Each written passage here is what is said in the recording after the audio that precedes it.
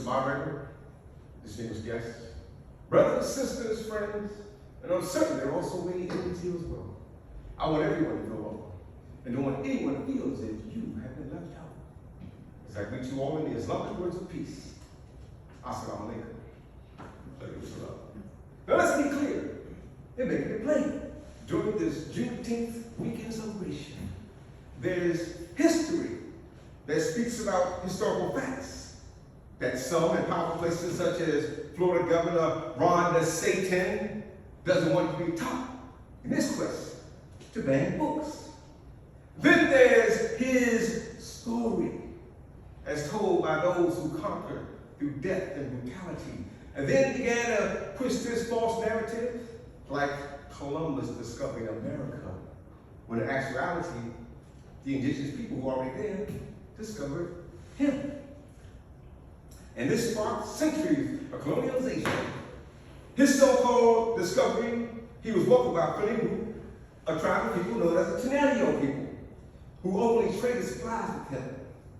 And Columbus wrote in his diary, these folks don't even carry weapons, and I'm not sure they even know of them. So they'd be great servants.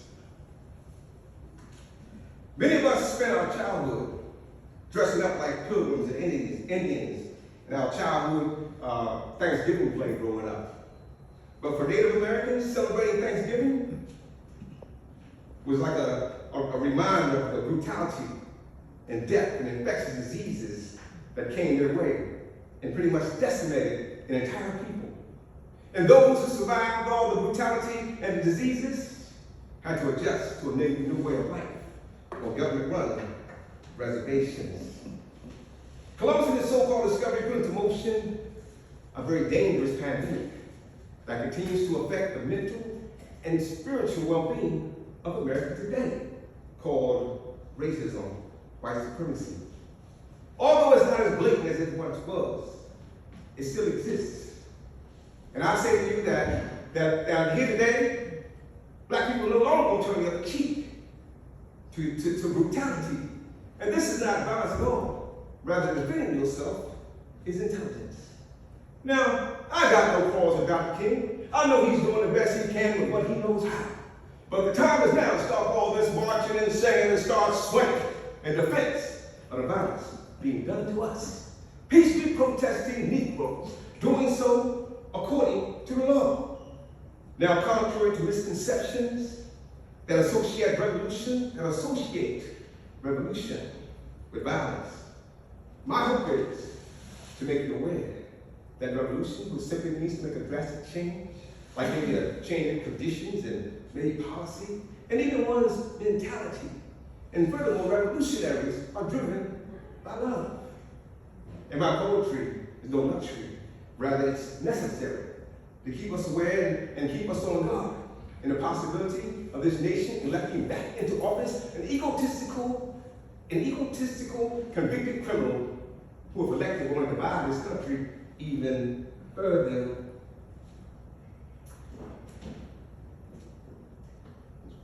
You see, he became the first president not to conduct a peaceful transfer of power.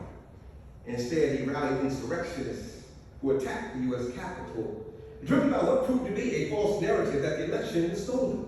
And from my view, this modern-day Jim Jones has many of his cult followers drinking the Kool-Aid.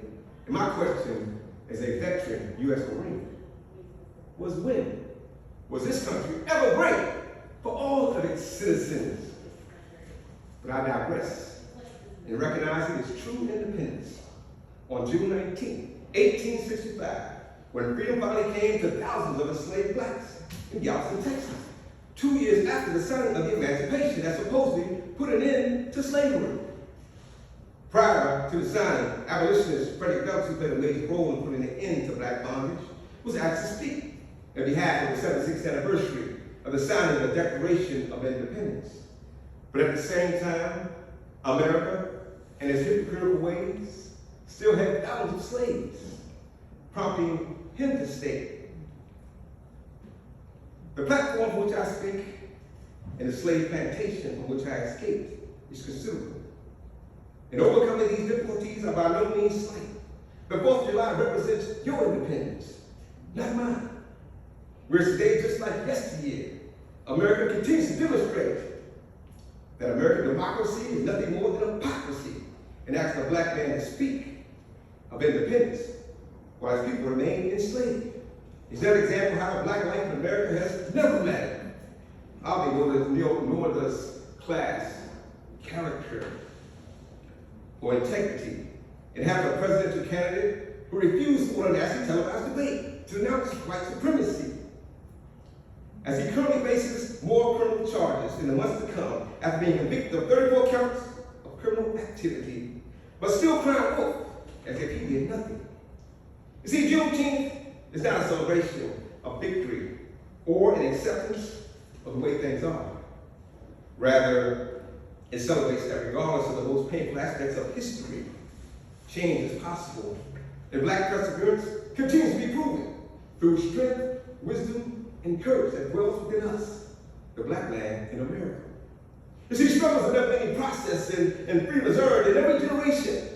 So let us stand in behalf of our race, and that being the human race. So, and that being the human race. We are children of the Most High, and your plan small doesn't serve the world or whatever God you serve. So let us reach one, teach another, as opposed to banning books and trying to rewrite some of the horrors of history, which includes slavery and the terrorism of Jim Crowism. And for this is no theory. And our nation must remain woke. Definition meaning being alert, concerned about social justice and discrimination, all of which will help us to realize that the truth will set us all free. And this, my friends, what we must do by any means necessary in becoming Malcolm, on being me. God bless you all.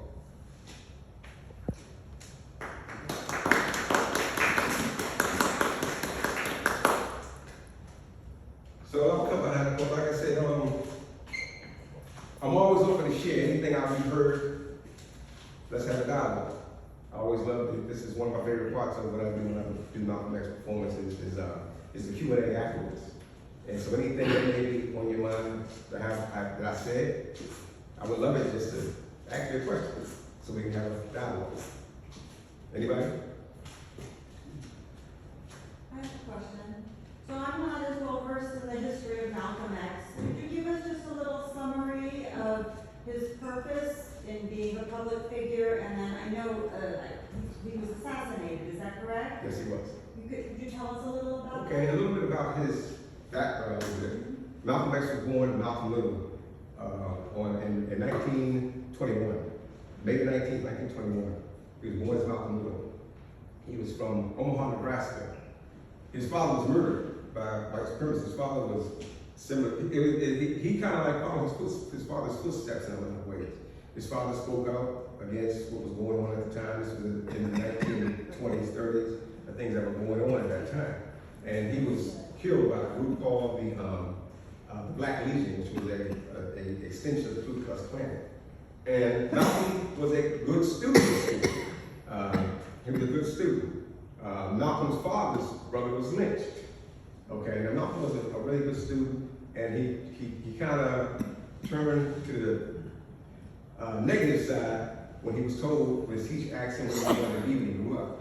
And when he said he wanted to be a lawyer, his teacher said, "Oh, that's not practical, no. I mean, you're an N-word. I'm gonna use the word. You're a nigger, and niggers can't be lawyers." And that kind of broke his heart. And he turned towards the streets, hustling and things of that nature. He moved from his home and went to he went on the outskirts of Detroit, Lansing, Michigan, and to live with his sister. He became a street hustler. His nickname was Detroit Red. And he burglarized, used drugs, and so all that stuff led him to prison. While in prison, someone noticed something in him and he began to read and understand certain things, better trying to educate himself. His brothers and sisters had learned about this group called the Nation of Islam. They told Malcolm about it. He wasn't interested in the beginning, but as he began to write, the leader of the Nation of Islam, which was Elijah Muhammad, he was influenced, and he began to really engulf, and he And so he converted to the Nation of Islam while in prison. When he got out of prison, he began to really speak out against other things that were happening, trying to bring a greater sense of equality and the rights of black people in this country. And so, he was somebody who inspired me, you know, in a sense that I learned about Malcolm in 1978. I was born in '63, so during his lifetime, he was murdered in 1965. And I remember, for me, I was a 15-year-old kid skipping class, hanging out in my school library. And the teacher comes on, it was suspicious that me, the young man, would spend more time in the principal's office trying to calm my way out of trouble as opposed to being in the library. And I picked up this book about Malcolm X. And all of a sudden, a light shined into my darkness. And I related his life to mine. Even though I wasn't involved in criminal activity, but there was things in my life where I didn't have a sense of direction of where I was born. You know, in the 70s, racism was still pretty prevalent in this country. And I felt it. And I felt it big time. And so Malcolm was somebody who just really inspired us. And one of the things that I appreciate in trying to do these celebrations to him is trying to give people greater understanding of who he was, especially from our perspective.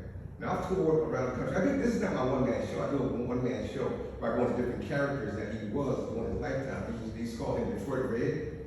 When he was in prison, they called him Satan because he was defiant about a lot of things. Then he became Malcolm X, and before he was assassinated, he went to the Mecca, the Holy Land, which is called Mecca, and he went through another transformation, and he was known as El-Haj Malik al-Shabazz, but he was more famously known as Malcolm X. And so he's someone who's been very, very inspirational in our culture, and I just take a lot of pride in keeping a lot of that legacy.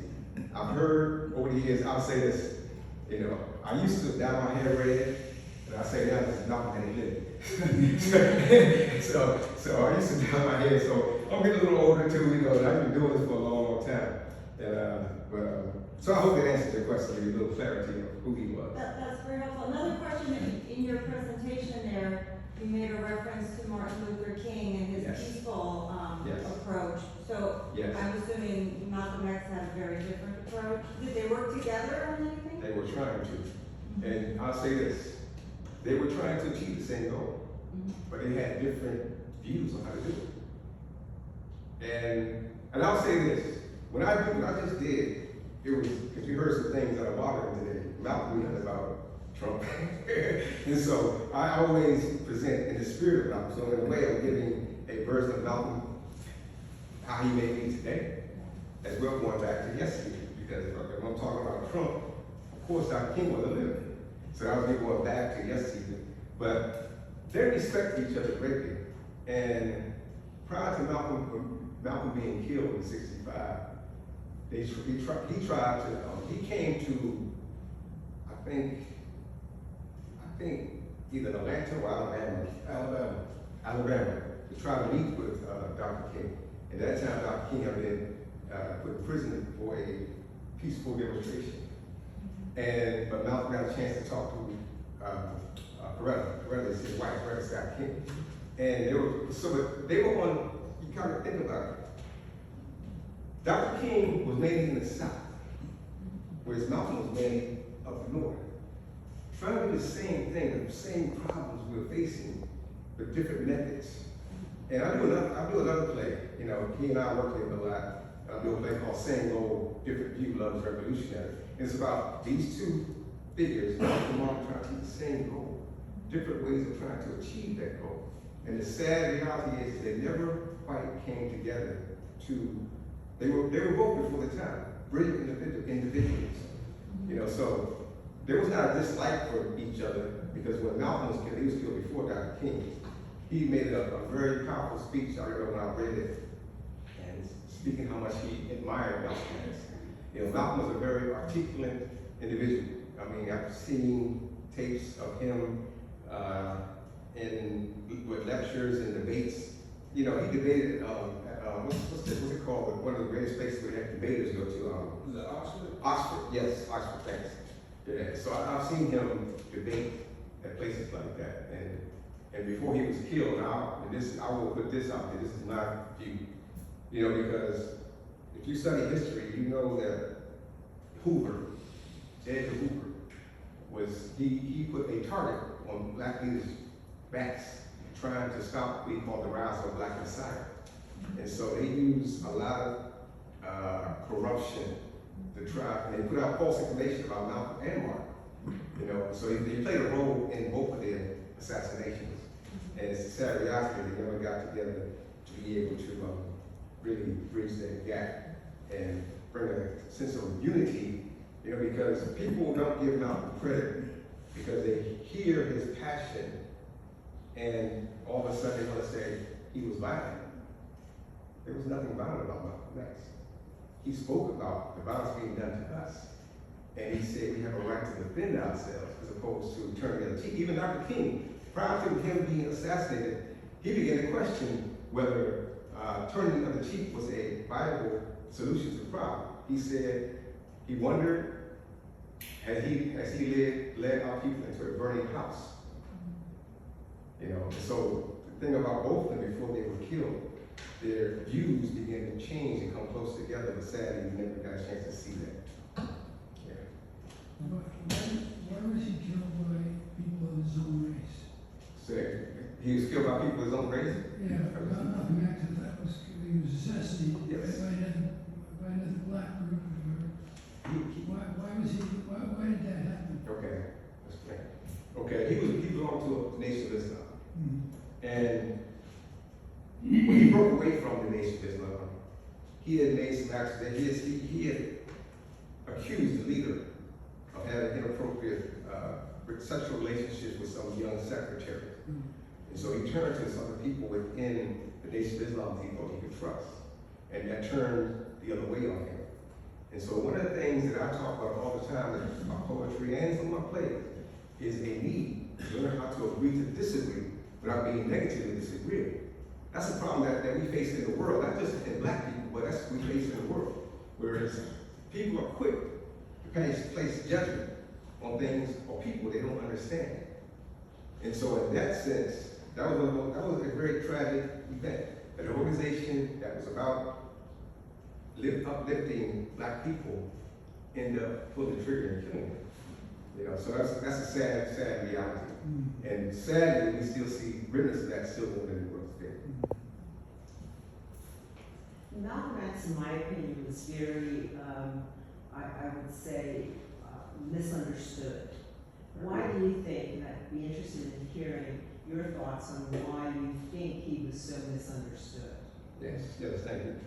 Because he was very passionate about what he was doing. I'm a very passionate person. I feel like I've been misunderstood. You know, it's so quick to call violence, say he's preaching violence. No, he wasn't preaching violence. Think about the things that was happening to black people back in the 50s and 60s and before that. You know, there's a line in one of my plays I do where I say, you know,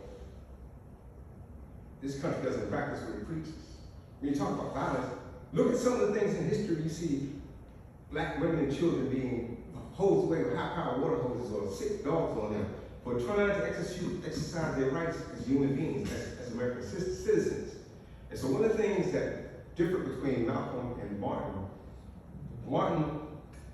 talked about civil rights, and Malcolm said, these are not civil rights, these are our God-given human rights. So he began to talk about the human rights struggle. And so he was very passionate. There's a lot of us that really understood him because the remnants of yesteryear still in a lot of ways exist today. You know, and so a lot of people tell me that you look like Malcolm X. I never thought of myself looking like him the way other people have. I just embrace it. I know when I really began to study him, I learned about him in '78, but I really began to study him in the mid-'80s. And the more and more I began to study, the more I began to feel a sense of that same emotion, those same passions within me. And I would always tell people, I don't feel the look like some of you do, I embrace it, but I feel that passion because we still live in a world where we feel misunderstood. You know, and so Malcolm was very, very passionate about it. And so as I say in this piece, he talked about no longer are we going to turn the other cheek to brutality. Defending yourself against it is an intelligent thing to do, and I would agree.